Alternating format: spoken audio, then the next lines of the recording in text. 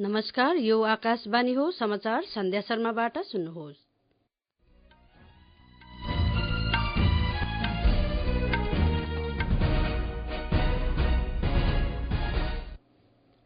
पहिला मुख्य समाचार। प्रधानमन्त्री नरेन्द्र मोदीले विभाजनकारी तत्वहरूलाई परास्त गर्नको लागि हामी एकजुट रहनु आवश्यक रहेको बताउनु भएको छ। प्रधानमन्त्री नरेन्द्र मोदीले भन्नुभएको छ कि जैन सन्त श्रीमद विजयरत्न सुन्दर सुरीश्वरजी महाराजको ज्ञान किताबी मात्र होइन, तर उहाँको ज्ञान जीवनसित पनि परिलक्षित हुँदछ। गृहमन्त्री अमित शाहले भन्नुभएको छ कि भारतीय जनता पार्टीले विकसित केरलाको निर्माणको लागि काम गरिरहेको छ अनि पार्टीको लक्ष्य राज्यमा भाजपा सरकार यथावत राख्नु हो। भारतीय विदेश मन्त्री डाक्टर सुब्रमण्यम जयशंकर फ्रान्स र लक्जमबर्गको भ्रमण पूरा गरी स्वदेश फर्किनु भएको छ। यो भ्रमणले युरोपसँग भारतको बढ्दो सम्बन्धलाई प्रतिबिम्बित गर्दछ। उपराष्ट्रपति सीपी राधाकृष्णनले पूर्व उप प्रधानमन्त्री लाल बहादुर शास्त्रीलाई उहाँको पुण्यतिथिमा उपराष्ट्रपति एन्क्लेभमा पुष्पाञ्जली अर्पित गर्नुभयो र म्यानमारमा आज आम चुनावको दोस्रो चरणको मतदान भइरहेको छ। अब समाचार विस्तारमा।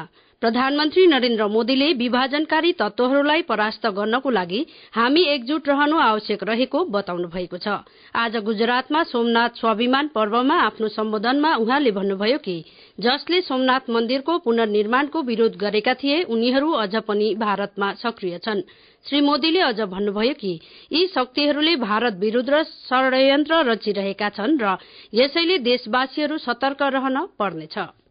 वो ताकतें मौजूद है, पूरी तरह सक्रिय है, जिन्होंने सोमनाथ पुनर्निर्माण का विरोध किया और इसलिए हमें ज्यादा सावधान रहना है। हमें खुद को शक्तिशाली बनाना है, एकजुट रहना है, ऐसी हर ताकत को हराना है जो हमें बांटने की साजिशें रच रही है। प्रधानमन्त्रीले भन्नुभयो कि मन्दिरको लागि आफ्नो सर्वस्व अर्पित गर्नेहरूलाई महत्व दिइएन अनि केही राजनेताहरूले यसलाई धार्मिक उन्माद मानेर केवल लुट बताउने प्रयास गरे। उहाँले आरोप लगाउनुभयो कि लुटको पछि लुकेको घृणा अनि क्रूरताको इतिहास देशवासीहरूसित लुकाइयो अनि तुष्टिकरणको राजनीति गर्नेहरूले चरमपन्थी तत्वहरू अघि समर्पण गरेका थिए।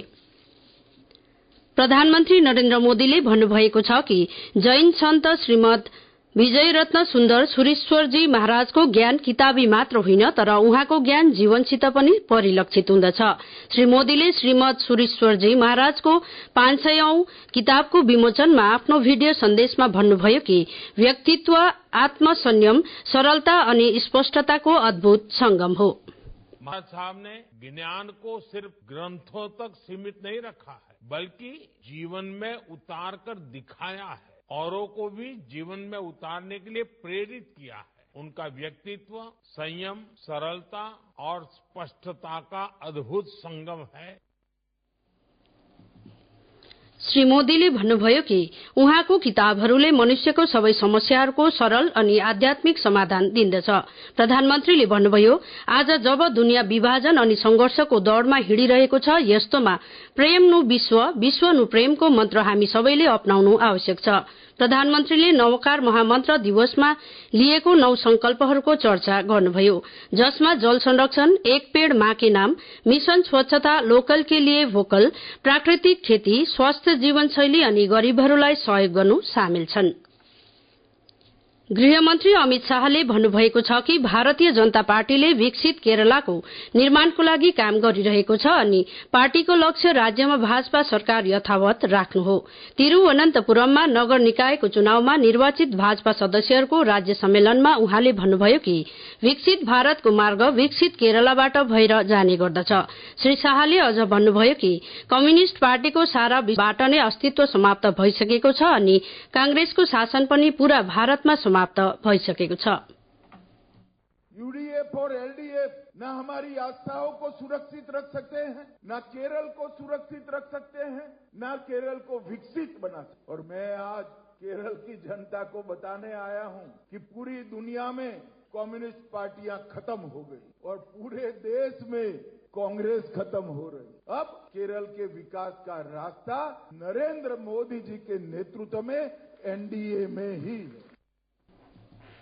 विदेश मन्त्री डाक्टर सुब्रमण्यम जयशंकर फ्रान्स र लक्जमबर्गको भ्रमण पूरा गरी स्वदेश फर्किनु भएको छ। यो भ्रमणले युरोपसँग भारतको बढ्दो सम्बन्धलाई प्रतिबिम्बित गर्दछ। भारतीय विदेश मन्त्रालयले जारी गरेको विज्ञप्तिमा भनिएको छ, भ्रमणका क्रममा डाक्टर जयशंकरले फ्रान्सका राष्ट्रपति इमानुएल मैक्रोन र विदेश मन्त्री जान नोएल बारोटसँग भेट गर्नुभयो। भारत फ्रान्स नवाचारलाई ध्यानमा राख्दै बैठकमा नवीनता र प्रविधि, स्टार्टअप, स्वास्थ्य, शिक्षा र गतिशीलताका क्षेत्रमा सहयोगका बारेमा छलफल भएको थियो। दुवै पक्षबीच रक्षा, सुरक्षा, अन्तरिक्ष, नागरिक, परमाणु र समुद्री सुरक्षा, अर्थव्यवस्था र विश्वव्यापी घटनाक्रमबारे पनि छलफल भएको थियो। 31औं फ्रेन्च एम्बेसेडर कन्फरेन्समा बोल्दै डाक्टर जयशंकरले द्रुत गतिमा बदलिँदो विश्व परिदृश्यमा रणनीति स्वायत्तता महत्वपूर्ण हुने बताउनुभयो।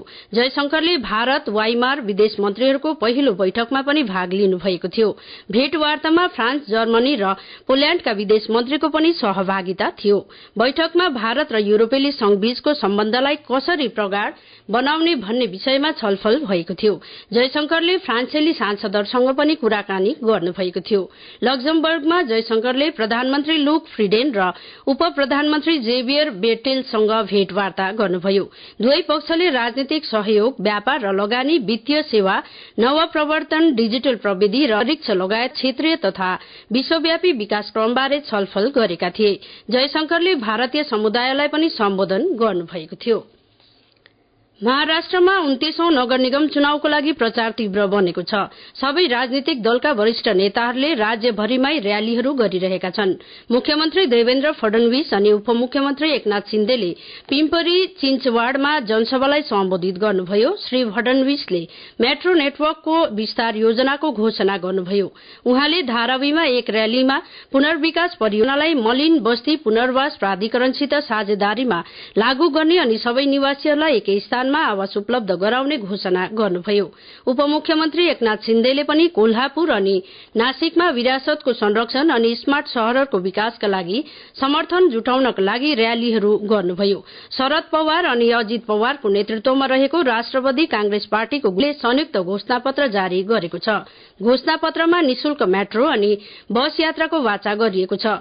शिवसेना, उद्धव ठाकरे गुट अनि महाराष्ट्र नवनिर्वाचन सेनाले आफ्नो घोषणा पत्रमा वरिष्ठ नागरिकहरूका लागि निशुल्क औषधि, महिलाहरूका लागि निशुल्क यात्रा अनि पुणेलाई अपराध मुक्त बनाउने लक्ष्य राखेको छ। समाचार आकाशवाणीबाट सुन्दै हुनुहुन्छ। ताजा समाचार जान्नको लागि सोसियल मिडिया ह्यान्डल एक्समा @AIR न्यूज खरसाङ अनि फेसबुकमा आकाशवाणी समाचार नेपालीलाई फलो गर्नुहुनेछ। अरे ये वाला सस्ता है, ले लेते हैं ना। ना बॉस, सस्ता ही सही चाहिए। क्वालिटी में नो कॉम्प्रोमाइज, सेफ्टी में no surprise. Don't just buy, raise your standard. अपनाओ इंडियन स्टैंडर्ड।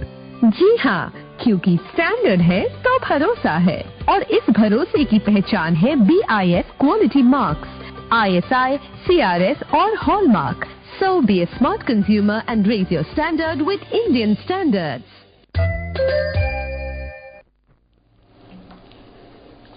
अब रहल समाचार। उपराष्ट्रपति सीबी राधाकृष्णनले पूर्व प्रधानमन्त्री लालबहादुर शास्त्रीलाई उहाँको पुण्यतिथिमा उपराष्ट्रपति इन्क्लेभमा पुष्पाञ्जली अर्पित गर्नुभयो। सोसियल मिडिया पोस्टमा उहाँले भन्नुभयो, श्री शास्त्री दूरदर्शी नेता हुनुहुन्थ्यो जसले आफ्नो सरलता, सत्यनिष्ठा अनि राष्ट्रप्रति अटुट समर्पणको उदाहरण प्रस्तुत गर्नुभयो। श्री राधाकृष्णनले भन्नुभयो कि उहाँले दिनुभएको नारा जय जवान जय किसान धेरै पीढ़िहरूदेखि देशका सैनिकहरू अनि कृषकहरूप्रति गहिरो सम्मानको प्रतीक बनिरहेको छ। उहाँले अझ भन्नुभयो कि निस्वार्थ सेवा, मानवता अनि राष्ट्रिय एकताको शास्त्रीजीको आदर्श देशको लागि प्रेरणा स्रोत हो। युवा कार्यक्रम अनि खेल मन्त्री डाक्टर मनसुख माण्डविया आज नयाँ दिल्लीमा 56औं फिट इण्डिया सन्डेज अन साइक्लिङमा भाग लिनुभयो, जसमा देशभरिकै युवा नेताहरूले पनि सहभागिता जनाए। यी युवा नेताहरू विकसित भारत यङ लिडर्स डायलगमा भाग लिनको लागि दिल्ली आएका छन्, जसमा टेनिस खेलाड़ी लिएन्डर पेस अनि ब्याडमिन्टन खेलाड़ी पुलेला गोपीचन्द पनि सामेल छन्। डाक्टर माण्डवियाले भन्नुभयो, साइकल चलाउनाले सन्तुलन सिकाउँदछ अनि नेतृत्वमा सन्तुलनको आवश्यकता पर्दछ। उहाँले भन्नुभयो कि साइकल चलाएर युवाहरूले धैर्य राख्नु, गति धीमा गर्नु अनि बढाउन सिक्न सक्नेछन्। श्री माण्डवियाले भन्नुभयो, गत वर्ष जब यो पहल शुरू गरिएको थियो तब भारतभरिमै 240 स्थानहरूमा साइक्लिङ कार्यक्रम आयोजित गरिएको थियो। आज 15,000 भन्दा अधिक स्थानहरूमा संडेज अन साइकिलको माध्यमद्वारा फिटनेसको सन्देश दिइँदैछ। संडे ऑन साइकिल की ये 56 एडिशन है। दोस्तों, एक साल पहले संडे ऑन साइकिल का प्रारंभ करा था, तब देश में 240 स्थान पर संडे ऑन साइकिल हुआ था।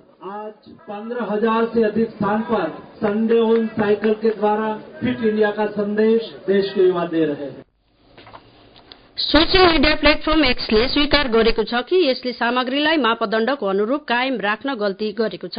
आगामी दिनमा नियम कानून अनुसार काम गर्ने सरकारी स्रोतले जनाएको छ।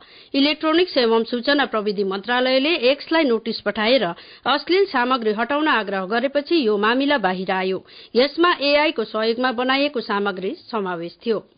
एक्स के मुख्य अनुपालन अधिकारी को लिखे पत्र में मंत्रालय ने कहा था कि उपयोगकर्ता ग्रोक एआई का इस्तेमाल महिलाओं की अश्लील तस्वीरें और वीडियो बनाकर साझा करने के लिए कर रहे थे। मंत्रालय ने कहा कि इस प्रकार की आपत्तिजनक सामग्री को एक्स पर स्थान देना सूचना प्रौद्योगिकी अधिनियम और आईटी नियम का उल्लंघन है। सरकारी सूत्रों के मुताबिक एक्स ने जांच के बाद लगभग 3,500 सामग्री को ब्लॉक कर दिया है और 600 से अधिक अकाउंट हटा दिए गए हैं। सूत्रों ने कहा कि एक्स ने ये आश्वासन भी दिया है कि वो भविष्य में आपत्तिजनक सामग्री डालने की अनुमति नहीं देगा। विष्णु की रिपोर्ट के साथ समाचार कक्ष से मनोज। केरला पुलिसको विशेष अनुसन्धान दलले आज बिहानदेखि पूर्व प्रदेश कांग्रेस अध्यक्ष र विधायक राहुल मंगुट्टा थिलसँग सोधपूछ गरिरहेको छ। राहुललाई गए राति 12:30 बजे पलक्कडको एक होटलबाट पक्राउ गरिएको हो। उनीमाथि यौन दुर्व्यवहारका आरोपमा सोधपूछ भइरहेको छ। म्यानमारमा आज आम चुनावको दोस्रो चरणको मतदान भइरहेको छ। विगत 5 वर्षमा देशमा पहिलो आम चुनाव गराइन्दैछ। दोस्रो चरणको मतदानको लागि देश कुल 330 नगरहरूमध्ये आज 100 नगरहरूमा मतदान भइरहेको छ। ती क्षेत्रहरूमा कड़ा सुरक्षा व्यवस्था गरिएको छ, जहाँ हालका महिनाहरूमा संघर्ष भएको थियो। सशस्त्र संघर्षको कारण 3 चरणहरूमा चुनाव गराइन्दैछ। गत 28 दिसम्बरमा पहिलो चरणमा 102 शहरहरूमा मतदान भएको थियो। चुनावको अन्तिम चरण आगामी 25 जनवरीमा हुनेछ। सशस्त्र संघर्षको कारण 65 स्थानहरूमा मतदान गराइने छैन। जम्मू कश्मीरमा सुरक्षा बलहरूले सीमापार तस्करीलाई ध्यानमा राख्दै अन्तर्राष्ट्रिय सीमा र नियन्त्रण रेखामा सतर्कता बढ़ाएका छन्। यसको उद्देश्य छुट्टीको मौसममा घुसपेट वा युद्धविराम उल्लंघन रोक्नु हो। गुरेज, उरी, कर्नाहा र तंगधार लगायत प्रमुख सीमा क्षेत्र र जम्मूका महत्वपूर्ण क्षेत्रमा निगरानी बढ़ाइएको छ। बीएसएफका जवानहरू लगातार गस्ती गरिरहेका छन् र अन्य सावधानीका उपायहरू अपनाइरहेका छन्। यसैबीच सीमा सुरक्षा बलले साम्बाको सीमा नजिकै पाकिस्तानी ड्रोनबाट खसेको हतियार र गोलीबार बरामद गरेको छ। रिगल फरवर्ड इलाकामा नियमित निरीक्षण अवधि भेटिएको प्याकेटमा पिस्तोल, 3 म्यागजिन, 16 राउण्ड गोला बारूद र एउटा ग्रेनेड बरामद भएको थियो। नियन्त्रण रेखाको अखनूर सेक्टरको खराहा गाउँमा रातो र पहेँलो खुट्टाको रिङमा रहमत सरकार र रिजवान 2025 लेखिएको एक संदिग्ध परेवा पनि पक्राउ गरिएको थियो। परेवालाई अनुसन्धानका लागि पल्लनवाला पुलिसलाई बुझाइएको छ। यसैबीच जम्मू पुलिसले अपरेशन सञ्जीवनी अन्तर्गत अवैध लागू औषध नेटवर्कको विरूद्ध आफ्नो कार्यवाही जारी राखेको छ। सीमापार र अन्य प्रदेशमा हात हतियार र लागू औषध आपूर्ति भएको छ भन्ने कुरा पत्ता लगाउन अनुसन्धान भइरहेको छ। यो समाचार युट्युबमा @एयरकर्सियङ मार्फत पनि सुन्न सक्नुहुनेछ। अन्तमा मुख्य समाचार पुनः एकपल्ट। प्रधानमन्त्री नरेन्द्र मोदीले विभाजनकारी तत्वहरूलाई परास्त गर्नको लागि एक रहनु आवश्यक रहेको बताउनु भएको छ। प्रधानमन्त्री नरेन्द्र मोदीले भन्नुभएको छ कि जैन सन्त श्रीमद विजय रत्न सुन्दर सुरेश्वरजी महाराजको ज्ञान किताबी मात्र होइन, तर उहाँको ज्ञान जीवनसँग पनि परिलक्षित हुँदछ। गृहमन्त्री अमित शाहले भन्नुभएको छ कि भारतीय जनता पार्टीले विकसित केरलाको निर्माणको लागि काम गरिरहेको छ अनि पार्टीको लक्ष्य राज्यमा भाजपा सरकार यथावत राख्नु हो। भारतीय विदेश मन्त्री डाक्टर सुब्रमण्यम जयशंकर फ्रान्स र लक्जमबर्गको भ्रमण पूरा गरी स्वदेश फर्किनु भएको छ। यो भ्रमणले युरोपसँग भारतको बढ्दो सम्बन्धलाई प्रतिबिम्बित गर्दछ। उपराष्ट्रपति सीपी राधाकृष्णनले पूर्व प्रधानमन्त्री लालबहादुर शास्त्रीलाई उहाँको पुण्यतिथिमा उपराष्ट्रपति इन्क्लेभमा पुष्पाञ्जली अर्पित गर्नुभयो र म्यानमारमा आज आम चुनावको दोस्रो चरणको मतदान भइरहेको छ। समाचार अहिलेलाई पूरा भयो। अघिल्लो समाचार लिएर हामी अपराह्न 3:15 उपस्थित हुनेछौं। सुन्दै गर्नुहोस् आकाशवाणी।